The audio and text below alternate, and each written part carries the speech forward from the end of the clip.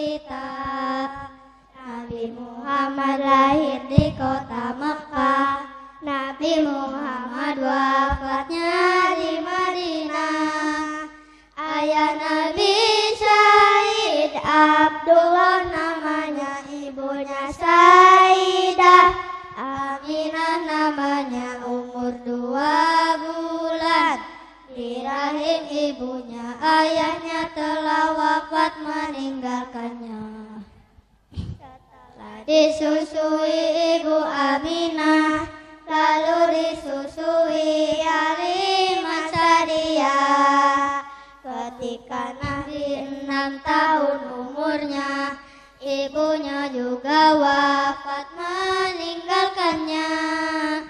Kemudian diasuh oleh kakeknya Abdul Muthalib, sangat menyayanginya. Saat Nabi 8 tahun umurnya, kakeknya juga wafat meninggalkannya. Kemudian diasuh oleh pamannya Abu Thalib yang selalu membelanya. Saat Nabi 9 tahun umurnya, belajar berdagang bersama pamannya. Umur 25 dilamar Khadijah, bangsawan dan dermawan juga solehah. Saat Nabi umur 35 telah mampu mempersatukan kaumnya. Al-Amin sebagai gelar pertamanya, gelar yang diberikan oleh kaumnya.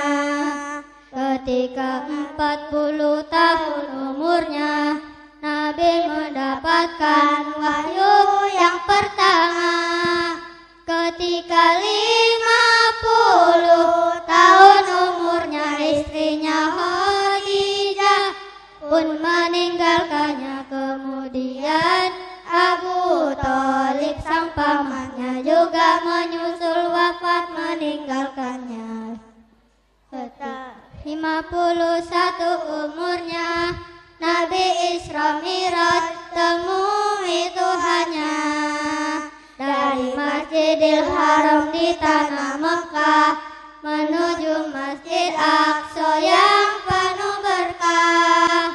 Kemudian naik Sidratul Muntaha, Nabi menerima perintah Tuhannya, diwajibkan sholat yang 5 waktunya, juga diwajibkan kepada umatnya.